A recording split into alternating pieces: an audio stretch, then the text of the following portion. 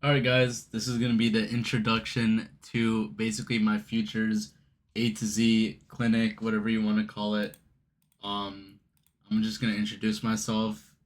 I'm Garma. I've been trading futures since December 26th, so around 8 months now. And I've taken out over six figures in payouts. And yeah, I mean, that's me. I trade NQ to NASDAQ. Um, I've been profitable for around 7 to 8 months now, and yeah, I mean, that's pretty much a little intro about me. There's not really much for me to say, but I just want to like get straight into the point. Pretty much, what I'm just gonna be going over is what is futures and what is like Nasdaq.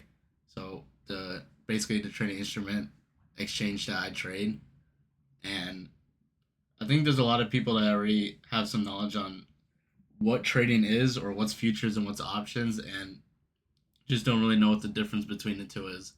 So to make it simple, on futures, you don't have to worry about data. That's a big one. You don't have to worry about the Greeks. They don't play an important role on futures contract.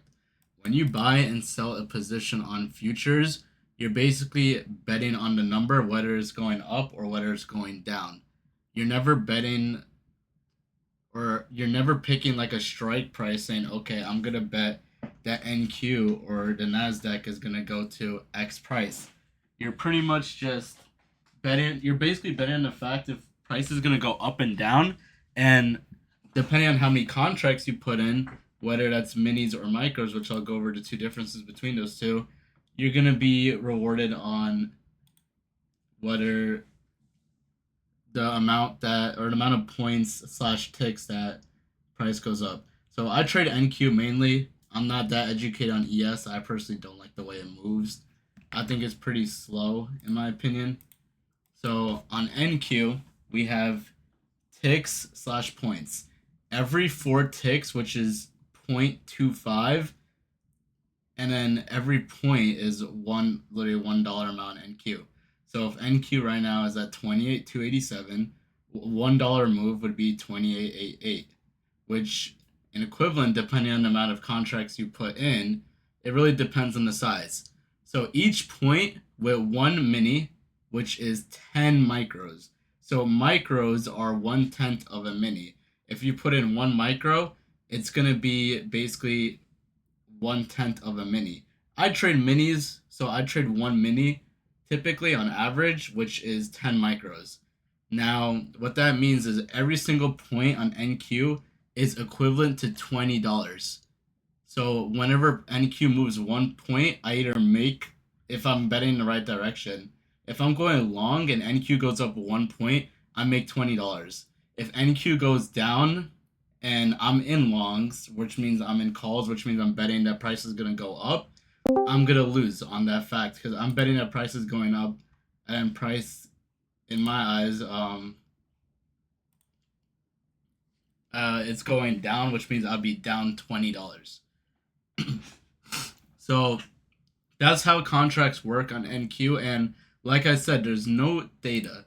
So what does that mean? That means that no matter the amount of time I stay in a trade, that position will rest and stay at the dollar amount depending on the amount of points that move. It's a linear movement and not exponential. So there's MNQ, which is the micro version of NQ, and then there's NQ. I like to personally chart on NQ, but if you want to trade micros, you would execute your orders on MNQ. But I like to chart on NQ because NQ is gonna it's it's minis, so there's a lot more liquidity provided on NQ than MNQ, so you're gonna see a little price difference. I would always recommend charting on NQ, but if you want to trade micros, then you would be trading on MNQ. So just to put it in simple, let's say I'm betting NQ to go up 10 points. So I'm basically betting on from here for price to go up like 10 points.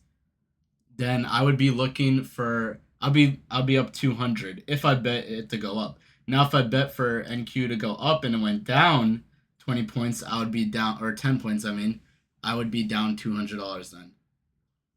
So that's pretty much how the points conversion works on NQ, going up and down, no theta. It's just linear. Every point move is $20 with 1 mini slash 10 micros, and yeah. So some people don't really know what the NASDAQ is. My brief explanation on what NQ slash NASDAQ, NASTech, whatever you want to call it, is pretty much all tech. So Nvidia and Apple are two of the biggest market caps of NQ.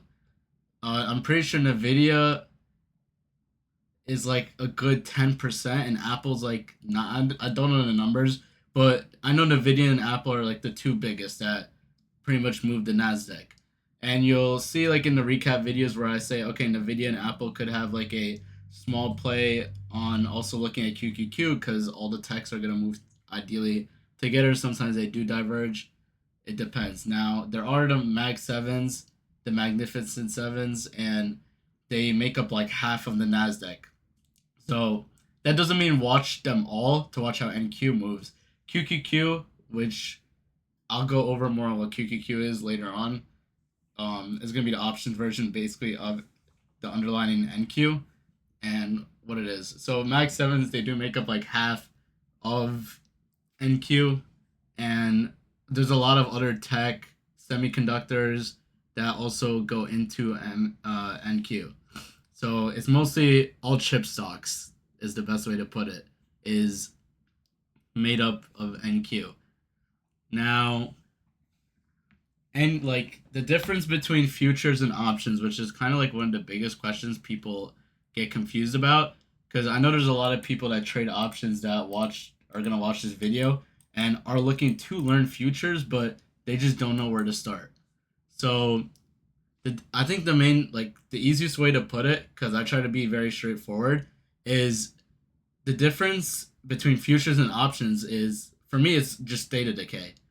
That's going to be my main reason on why I trade NQ futures and I don't trade QQQ options. Because when you trade options, you have to be like a beast on catching bottom ticks and top ticks. Now, if I wanted to, I probably could trade QQQ, but I'll go later more in depth about prop firm stuff like that and the ROI that futures gives that options doesn't provide. And pretty much with futures, you could be right about a move and you won't get punished about it. So even if you are right about the direction, you won't get punished and you won't get chopped out about theta.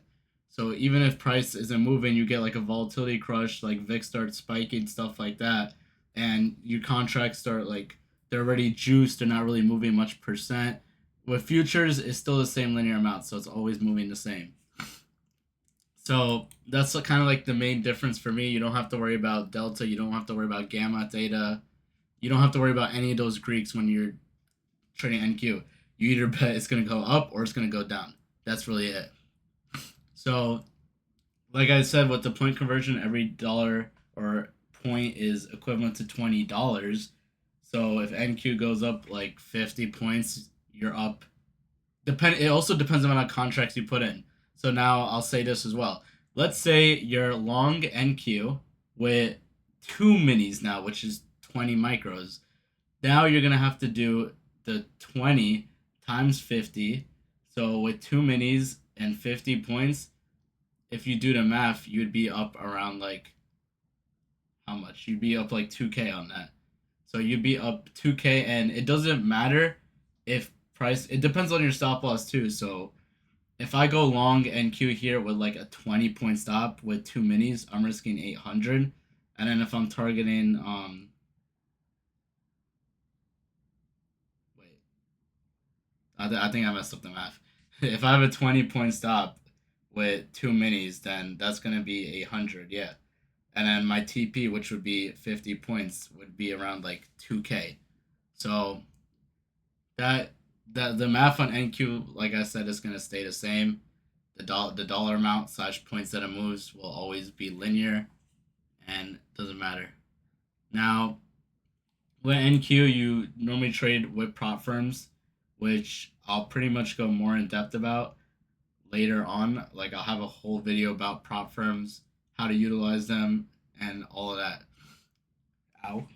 So now that we know like kind of what NASDAQ is, it's all chips, tech, all of that stuff. And the main reason I trade NQ versus ES because these are two futures where ES is made of SPY and SPX, which is the S&P. The reason I like NASDAQ more is because it's more volatile and it moves more. And the reason for that is because there's a lot of news, there's a lot of headlines, there's a lot of chips that get news, AI, everything else that moves tech. So tech moves a lot throughout the day. And with the S&P, when you have like the 500 companies, those don't really move out throughout the day. Like they get like 2-3% days, stuff like that. They barely move. With tech like Nvidia, Apple, they get or one of the Max sevens, they'll have like a insane gap on the day or like an insane move, which will also drag NQ. So NQ moves a lot more, which gives you more room to make more money, and it also is very more volatile. So that's the reason I like NQ over ES, and for me, it's more easier to trade. But that's just my own preference. It really depends on you and how you like it. So futures is 23 hours. A lot of people also ask this question. It runs from New York sessions 9:30 to 4 p.m. and then there's from 5 to 6. There's an hour close and then 6 p.m. opens, which is going to be the start of the overnight, which is the Asian session, and then the London session from like 2 a.m. all the way to pre-market of New York session. So you got 3 sessions, and we'll also go over sessions like all the liquidity and stuff like that later on.